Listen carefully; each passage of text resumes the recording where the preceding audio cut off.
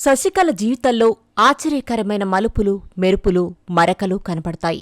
70 ఏళ్ల కిందట దక్షిణ తమిళనాడులోని ఇప్పటి తిరువారూరు జిల్లా తిరుదురై పూండిలో ఒక ఆయుర్వేద వైద్యుడి 6 పిల్లల్లో చివరి సంతానంగా పుట్టారు శశికళ. తండ్రి, తల్లి పేర్లు కలుపుకుని వివేకానందన్ కృష్ణవేణి శశికళగా స్కూల్లో చేరి 8వ తరగతిలోనే చదువుకు ఫుల్ స్టాప్ పెట్టారు. ఆ తర్వాత వాళ్ల కుటుంబం మన్నార్గుడి చేరింది. హిందీ వ్యతిరేకోద్యమంలో చురుగ్గా పనిచేస్తున్న నటరాజన్ అప్పటికే కరుణానిధి దృష్టిలో పడ్డారు. అతడితో శశికళకు పెళ్లి కుదిరింది.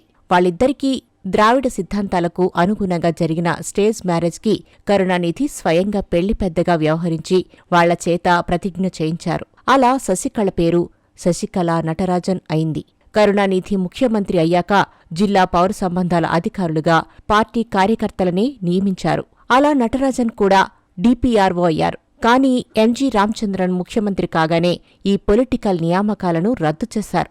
ఉద్యోగాలు కోల్పోయిన వాళ్లందరి తరపున సుప్రీంకోర్టుకు వెళ్లిన నటరాజన్ మీద అప్పట్లో డబ్బు దుర్వినియోగం చేసిన ఆరోపణలు కూడా వచ్చాయి. నటరాజన్ ఇలా బలాదూరు తిరుగుతూ ఉండగా ఆ కుటుంబానికి ఆదాయం లేకుండా పోయింది.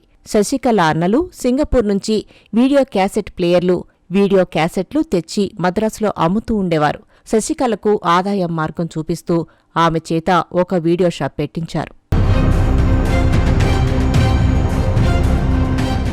అలా వీడియో షాపు నడుపుతున్న శశికళ దగ్గరకు తరచూ ఒక అమ్మాయి వచ్చి అంతర్జాతీయంగా పేరున్న విదేశీ సినిమాల క్యాసెట్లు తీసుకువెళ్తూ ఉండేది. అలాంటి టేస్టు ఉన్న మనిషి ఎవరా అని ఆ అమ్మాయిని ఆరా తీస్తే అప్పుడు తెలిసింది జయలలిత తెప్పించుకుంటున్నారని.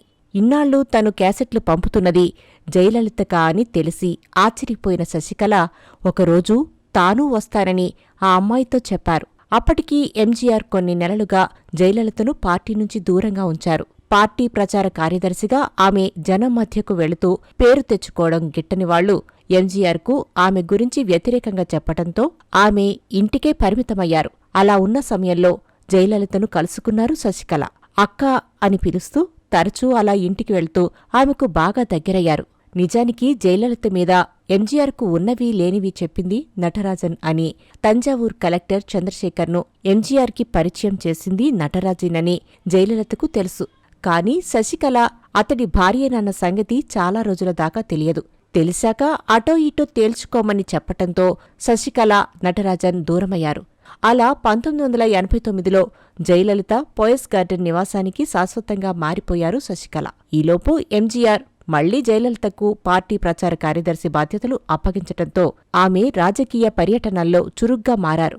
ఈ ప్రచార పర్యటనల వీడియో చిత్రీకరణ కాంట్రాక్టు శశికళకే ఇవ్వటంతో శశికళ ఎప్పుడూ జయలలితను వెన్నంటి ఉంటూ వచ్చారు. తొలిసారి ఎమ్మెల్యే అయినప్పుడు, అసెంబ్లీలో పరాభవం జరిగినప్పుడు, మళ్లీ 1991లో ముఖ్యమంత్రి అయినప్పుడు కూడా వెంట ఉన్నారు.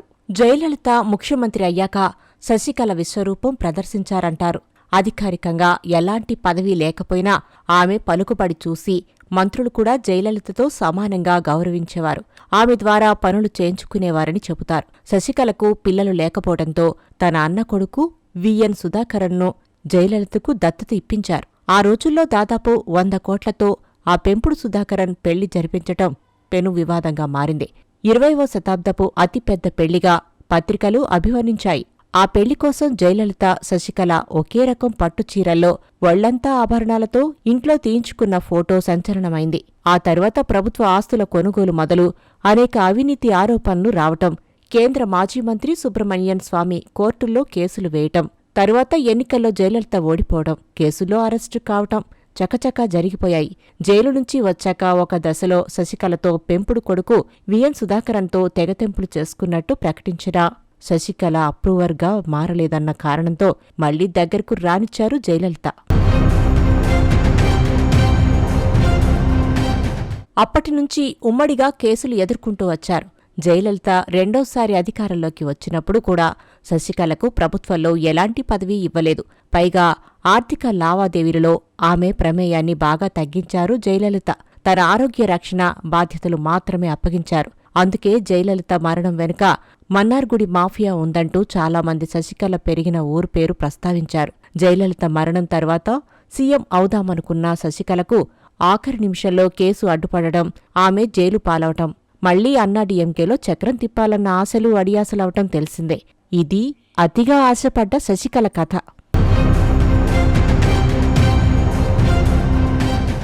మొత్తంగా జయలలితను శశికళ ఎంతగా ప్రభావితం చేయగలిగారంటే ఆమె చెబితే ఏ పనైనా చిటికలో జరిగిపోతుందనే అభిప్రాయం పార్టీ నాయకులందరికీ వచ్చేసింది. బదిలీలలో మరీ ముఖ్యంగా దేవర కులస్తులు ఎక్కువగా ఉండే పోలీస్ శాఖలో బదిలీలన్నీ ఆమె కనుసన్నల్లోనే జరిగేవి. మంత్రులతో సహా జయలలితతో బాటే శశికళకు సాష్టాంగ నమస్కారాలు చేయటం బహిరంగ రహస్యమే. అయితే శశికళకు ఎలాంటి అధికార పదవీ లేదు. జయలలితకు సలహా ఇచ్చేంత నాలెడ్జ్ కూడా ఆమెకు లేదు. అయితే గుట్టుగా వ్యవహారాలు నడపడంలో, ఆర్థిక లావాదేవీల్లో రాను రాను రాటుదేలుతూ వచ్చారామె. జయలలిత తర్వాత తనకే అధికారం దక్కుతుందన్న నమ్మకం ఆమెకుంది. ఆమె పట్ల పార్టీ సీనియర్లు చూపుతున్న విధేయతే ఆమెను అలా నమ్మించింది. జయలలిత మరణంలో శశికళ పాత్ర ఉన్నట్టు కొన్ని పుకార్లు వచ్చినా బంగారు బాతులాంటి జయలలితను చంపేంత అమాయకురాలు మాత్రం కాదు. తానే వారసురాలుననే దృఢమైన నమ్మకం శశికళది. అన్నాడీఎంకే కార్యకర్తల మనసుల్లో అలాంటి అభిప్రాయం లేకపోయినా ఆమె మాత్రం ఇప్పటికీ అలాంటి భ్రమలోనే ఉన్నారు. ఇక సజ్జల రామకృష్ణారెడ్డి విషయానికొస్తే ఆయనది కడప జిల్లా పులివెందల. సిపిఐ వాసనలున్న సాధారణ కుటుంబం. రామకృష్ణారెడ్డి అన్న దివాకర్ రెడ్డి, వైఎస్ రాజశేఖర్ రెడ్డి క్లాస్మేట్స్. తరువాత కాలంలో గ్రానైట్ వ్యాపారంలో కొంతకాలం భాగస్వాములు కూడా. రామకృష్ణారెడ్డి డిగ్రీ పూర్తి కాగానే ఈనాడులో ట్రైనీగా సెలెక్ట్ అయ్యి జర్నలిస్టుగా మారారు. ఆ తరువాత ఆంధ్రభూమిలో అదే కడప జిల్లాకు చెందిన గజ్జెల మల్లారెడ్డి శిష్యరికల్లో ఎదిగారు. విజయవాడ ఎడిషన్ ఇన్ఛార్జ్ అయ్యారు. ఉదయం పత్రిక పెట్టాక అందులో చేరారు. స్వభావానికి తగ్గట్టే ఆయన దగ్గర రిపోర్టర్కు ఉండే దూకుడు స్వభావం లేదు. నాయకత్వ లక్షణాలు ఆయనకు ఎడిటోరియల్ బాధ్యతలే వచ్చేట్టు చేశాయి. అన్న గ్రానైట్ ఎగుమతి వ్యాపారం పుంజుకోవటంతో జర్నలిజానికి స్వస్తి చెప్పి R&R స్టోన్స్ కంపెనీ వ్యవహారాలు చూసుకుంటూ వచ్చారు. ఆ తర్వాత టీవీ కార్యక్రమాల తయారీ కోసం సజ్జల క్రియేషన్స్ పేరుతో ఒక ప్రొడక్షన్ హౌస్ పెట్టి పిల్లల కార్యక్రమాలు, వ్యవసాయ కార్యక్రమాలు రూపొందించడమే కాదు, దూరదర్శన్ కోసం 1999లో వసంత కోకిల పేరుతో తీసిన సీరియల్ 6 నంది అవార్డులు గెలుచుకోవటం ఒక రికార్డు. ఆ తర్వాత ఒక యాడ్ ఏజెన్సీ కూడా నడిపారాయన.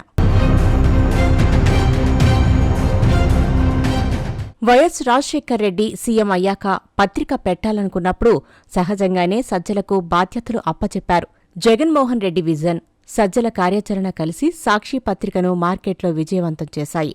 ఎడిటోరియల్ డైరెక్టర్ హోదాలో ఆయన తన జర్నలిజం అనుభవాన్ని, పరిచయాలను రంగరించి స్టాఫ్ ఎంపిక మొదలు ప్రతి విషయంలోనూ జాగ్రత్తలు తీసుకోవటం ఆ విజయానికి కారణం. వైఎస్ మరణం తర్వాత జగన్మోహన్ రెడ్డి కోరిక మేరకు పార్టీ వ్యవహారాలు చూస్తూ సాక్షికి దూరమయ్యారు. ఆ విధంగా ప్రత్యక్ష రాజకీయాల్లోకి రావాల్సి వచ్చింది.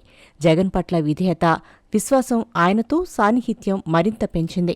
ప్రతిపక్షంలో ఉన్నా, అధికారంలో ఉన్నా జగన్ వెన్నంటి ఉండటం, అన్ని వేళలా జగన్ ప్రయోజనాలు కాపాడటం ఆయన ఎజెండాగా ఉండేది. వైసీపీ అధికారంలోకి వచ్చాక జగన్ ఆయనను కేబినెట్ హోదాతో ప్రజా వ్యవహారాల సలహాదారుగా నియమించారు. అది మొదలు జగన్ తరపునే కాదు, ఏ శాఖ తరపున మాట్లాడాలన్నా మీడియా ముందుకు రావటం అలవాటైపోయింది.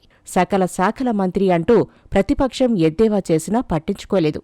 ఉద్యోగ సంఘాల నాయకులతో చర్చలు జరపాల్సి వస్తే మధ్యలో ఈ సజ్జలు, రాగులు మాకెందుకు అంటూ సంఘ నాయకులు సెటర్లు వేసినా చిరునవ్వే సమాధానమైంది. తరువాత కాలంలో విజయసాయిరెడ్డి బీజేపీ అధినాయకత్వంతో మంతనాలు జరుపుతున్నట్టు తెలిసి జగన్ ఆయనను దూరం పెట్టినప్పుడు సహజంగానే సజ్జల పాత్ర పెరిగింది. పార్టీ ఓటమి తర్వాత పార్టీకి రాజీనామా చేసిన వాళ్లు సజ్జల మీద తలో రాయి వేస్తూ వెళ్లారు. ఓటమికి కారణాల్లో సజ్జల కూడా ఒకరంటూ ఆరోపణలు చేశారు. సజ్జల కొడుకు భార్గవ్ సోషల్ మీడియాలో మితిమీరిన దూకుడు ప్రదర్శించారని, ప్రత్యర్థుల శీలహననానికి పాల్పడ్డారని ఆరోపణలు వచ్చాయి. చంద్రబాబు నాయుడు ఇంటి మీద, టీడీపీ ఆఫీసు మీద జరిగిన దాడుల వెనుక సజ్జల హస్తం ఉందన్న ఆరోపణలు ఉన్నాయి. అయితే అవినీతి ఆరోపణలు మాత్రమే లేవని చెప్పాలి. మధ్యతరగతి బెరుకుతనం కూడా కొంత కారణం కావచ్చు. ఇప్పుడు తన మీద రాళ్లు పడుతున్నా ఆయన స్థితప్రజ్ఞత అలాగే ఉంది. శశికళకు మొదట్లో డబ్బు ఆశ, ఆ తర్వాత అధికారం మీద ఆశ పెరిగినట్టు స్పష్టంగా తెలుస్తూనే ఉంది. జయలలిత సహచరిగా తప్ప మరే అర్హత ఆమెకు లేదు. ఎలాంటి అధికార హోదా ఆమెకివ్వలేదు. జయలలితను అడ్డుపెట్టుకుని ఆస్తులు సమకూర్చుకోవటం, రహస్యంగా ఒక వర్గాన్ని తయారు చేసుకోవటం తప్ప జయలలిత కోసం ఆమె చేసిందేమీ లేదు. జయలలిత చనిపోగానే పార్టీలో ఎవరూ ఆమెను లెక్క చేయకపోవటం, ఆమెను విలన్గా చూడటం తెలిసిందే.